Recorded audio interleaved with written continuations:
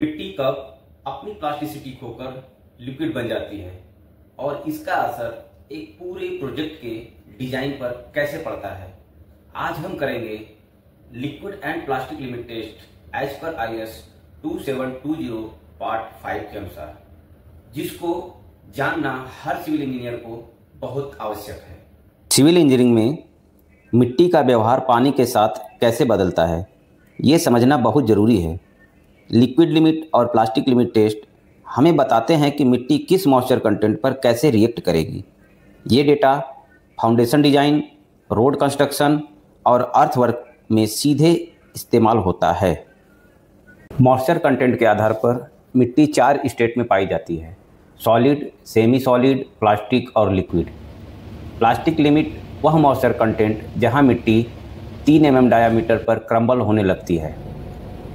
Liquid limit वह moisture content जहां shear strength इतनी कम हो जाती है कि मिट्टी बहने लगती है।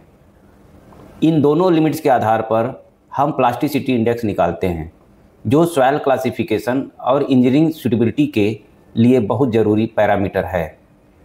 प्लास्टिसिटी इंडेक्स की मदद से हम यह तय करते हैं कि मिट्टी किसी प्रोजेक्ट में इस्तेमाल करने लायक है या नहीं, चाहे वो हाईवे कंस्ट्रक्शन हो, फाउंडेशन डिजाइन हो या कोई भी अर्थवर्क। अब हम आपका परिचय करा रहे हैं इक्विपमेंट से। इस टेस्ट के लिए हमें किन किन इक्विपमेंट की आवश्यकता पड़ती है: Casagrande apparatus with brass cup and grooving tool, जिसमें कि हम सॉइल का लिक्विड लिमिट टेस्ट करेंगे। Glass plate, plastic limit test करने के लिए ग्लास प्लेट का इस्तेमाल करेंगे। मॉइस्चर कंटेनर, मॉइस्चर कंटेनर का उपयोग हम सॉइल के सैंपल को 24 आवर्स ओवन में रख के सुखाने के लिए उपयोग करेंगे। ओवन, जिसमें कि हम सॉइल सैंपल को 105 से 110 डिग्री टेम्परेचर पर 24 घंटे के लिए रखेंगे और उससे टेस्ट करेंगे। इलेक्ट्रॉनिक बैलेंस, जिसकी एक्यूरेसी 0.01 ग्राम का हो। स्पैचुला, जिससे कि हम लिक्विड लिमिट टेस्ट के दौरान इस्तेमाल करेंगे। Distil water bottle. अब हम टेस्ट प्रोसीजर की तरफ चलते हैं। लिक्विड लिमिट टेस्ट जो मिट्टी की वो क्रिटिकल मॉइस्चर कंटेंट बताता है जहां वो लिक्विड जैसी फ्लो करने लगती है। यह टेस्ट हम IS 2720 पार्ट 5 के अनुसार करेंगे।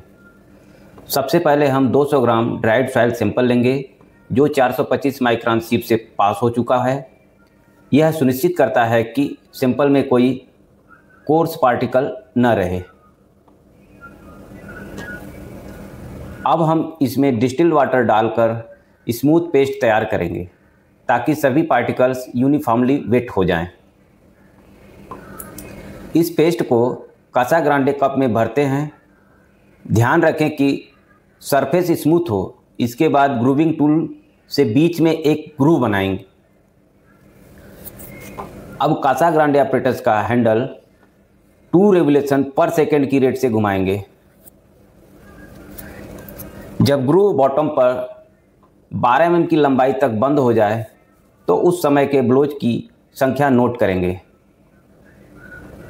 अब इस सैंपल का मॉइस्चर कंटेंट निकालने के लिए इसे मॉइस्चर टिन में डालकर ओवन में ड्राई करेंगे। यह प्रक्रिया अलग अलग मॉइस्चर कंटेंट के साथ 3 से 4 बार दोहराएंगे ताकि हमें अलग अलग ब्लोज और उनके कॉरस्पॉन्डिंग मॉइस्चर कंटेंट मिल सकें। अब इन वैल्यूज को ग्राफ पेपर पर प्लॉट करेंगे।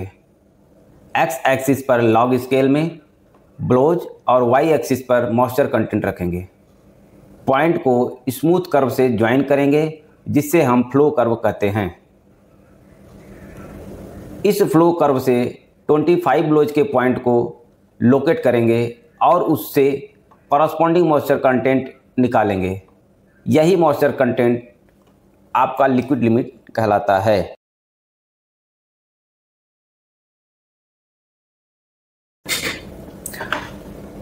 चलिए अब चलते हैं कैलकुलेशन पार्ट की तरफ, जिसमें हम डिटरमाइन करेंगे लिक्विड लिमिट और प्लास्टिक लिमिट, जैसा कि अभी हमने पीछे प्रैक्टिकल में किया है। आप इसमें देख सकते हैं container number, empty weight of container plus weight sample, weight of container plus oven dried, weight of water, weight of dry sample और मॉइस्चर कंटेंट। सबसे पहले हम इसमें लिखेंगे पेनिट्रेशन इन mm। हमारा जो ब्लोज पे 34 ब्लोज पे हमको मिला है 20-45 मॉइस्चर कंटेंट। ये कैसे डिटरमाइन किया हमने, इसका कैलकुलेशन बनता है।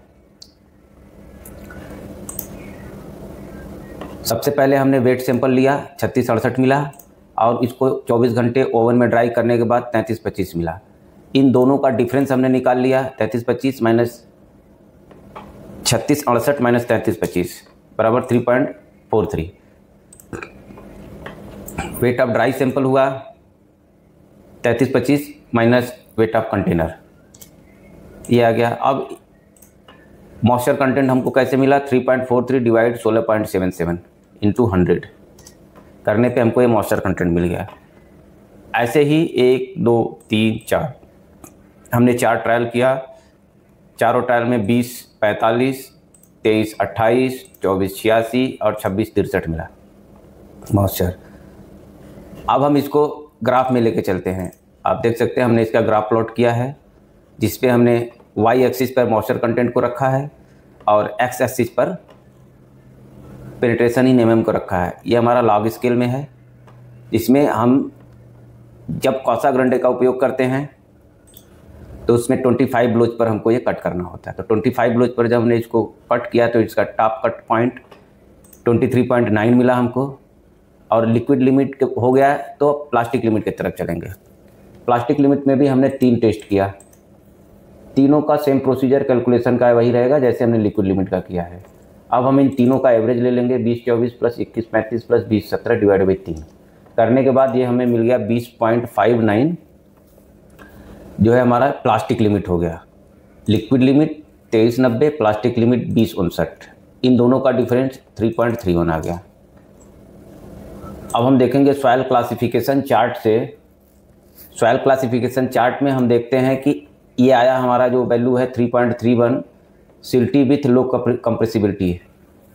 ग्राफ में चार्ट में बोलता है कि 4 से और 7 के बीच में अगर प्लास्टिसिटी इंडेक्स है तो लो कंप्रेसिबिलिटी कहलाती है, सिल्टी विथ लो कंप्रेसिबिलिटी कहलाती है सॉइल। तो दोस्तों ये रहा हमारा आज का एपिसोड। यदि आपको हमारा ये वीडियो अच्छा लगा हो तो लाइक करें, कमेंट करें, शेयर ज़रूर करें